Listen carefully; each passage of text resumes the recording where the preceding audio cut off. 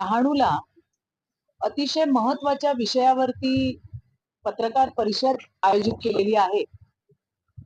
विषय अतिशय गंभीर आणि आपल्याला सगळ्यांनाच चिंता करायला लावणारा विषय. लव जिहादच्या घटना या आपण घडताना वेगळ्या वेगळ्या जिल्ह्यांमध्ये, राज्यांमध्ये पाहतो. आज या डहाणूमध्येच मी 2 दिवसापूर्वी आले होते. एकाच घरातल्या मोठी बहीण आणि त्याच्यानंतर तिचीच धाकटी बहीण यांच्यावर एका हरामखोराने लैंगिक अत्याचार केले. पॉक्सोचा गुन्हा दाखल झालेला आहे. यामध्ये ज्या वेळेला ही घटना घडली त्यावेळेला आपल्याला कल्पना आहे, आई वडील आणि संपूर्ण परिवार हा अतिशय मोठ्या मानसिक धक्क्यामध्ये असल्याने बऱ्याच गोष्टी या स्टेटमेंटमध्ये देण्याच्या राहून गेल्या. पोलिसांनी सुद्धा त्यानंतर पुरवणी जबाब घेतला आणि त्या ठिकाणी नवीन सेक्शन सुद्धा ऍड केलेले आहेत. कालच कोर्टात या प्रकरणाची सुनावणी झाली. त्यावेळेला एका PSI कडनं काही टेक्निकल तरतूद करायची बाकी राहिली आणि त्यामुळे त्याला बेल मिळालेला नाहीये. हे लक्षात घ्या.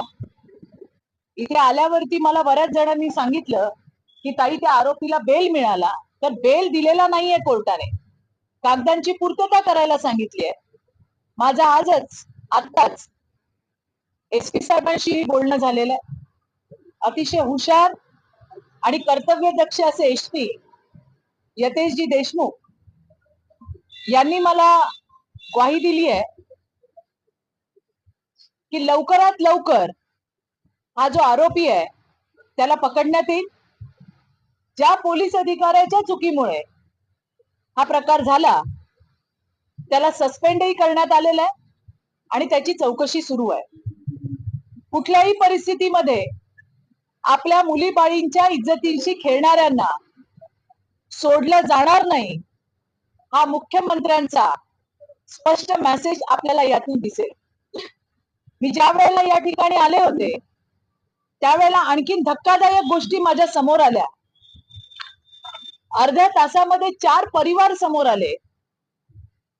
हे 4ही परिवार जैन आणि मारवाडी कम्युनिटीचे आहेत.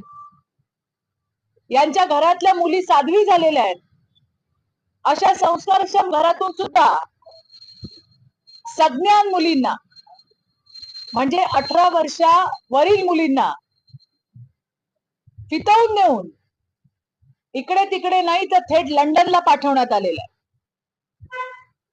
त्यांचा स्टुडंट विजा केलेला आहे, ज्याची आई वडिलांना काहीच कल्पना नाही. आणि लंडनला गेल्यानंतर मुलगी परिवाराला फोन करून सांगते की मी कुठल्या फारुख बरोबर, कुठल्या सलीम बरोबर किंवा आणखीन कुठल्या इरफान बरोबर निकाह केलेला आहे. आई वडील हतबल होतात. काय करणार? इथे येऊन इथल्या स्थानिक पोलीस स्टेशनला संपर्क केला जातो आणि त्या मुलाच्या आई वडिलांबद्दल, त्याच्या परिवाराबद्दल तक्रार केली जाते. जसे मुलीचे आई वडील, तिचे परिवार पोलीस स्टेशनला जातात, अर्ध्या तासाच्या आत पुन्हा मुलीचा लंडनहून थेट फोन येतो की तक्रारी करू नका, पोलीस स्टेशनला जाऊ नका, मला इथे लंडनला त्रास होतो. की ही जी SIT ची जी चौकशी सुरू होणार आहे यामध्ये या सगळ्या गोष्टींचा अंतर्भूत होणार आहे. मुलं कुठली आहेत, काय आहेत, ज्याचा उल्लेख मी माझ्या सुरुवातीच्या वेळेलाच केला की पालघर असेल, डहाणू असेल, बोर्डी असेल, हे जे काही पालघर जिल्ह्यातले जे बॉर्डरवरचे जे तालुके आहेत त्या ठिकाणी या घटना घडताना दिसत आहेत. 80% अदर स्टेटची मुलं ही इकडे येऊन शिकतायत. इथल्या मुलींना टार्गेट केलं जातंय. मी पुन्हा एकदा तुम्हाला सांगते, हा विषय फक्त जैन आणि मारवाडी कम्युनिटीचा नाहीये. त्या मुली कुठल्या जातीच्या आहेत हा विषय सोडून द्या. त्या मुली या आपल्या मुली आहेत, आपल्या महाराष्ट्रातल्या मुली आहेत. आणि आपल्या मुलींसोबत असं होऊ नये.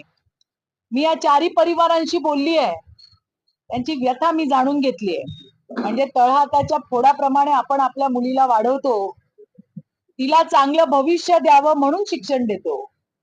एका वडिलांनी तर मला सांगितलं, चित्राताई, मुलींचे बेडरूम आमचे 500 स्क्वेअर फीटचे आहेत आणि जिकडे राहायला जातीये, ज्यांच्या घरामध्ये ती पोरगी पळून गेली आहे, तिथे बकऱ्या बांधून ठेवल्यात, लेंड्या पडल्यात, त्यांचं अख्खं घर सुद्धा 500 स्क्वेअर फीटचं नाहीये.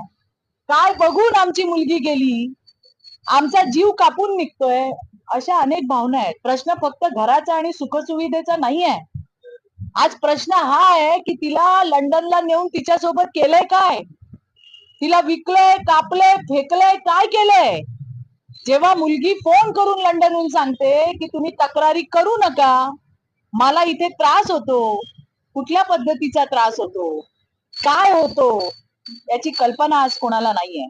त्या मुलींसोबत तिथे काय होत असेल याची कल्पना आपल्याला नाहीये.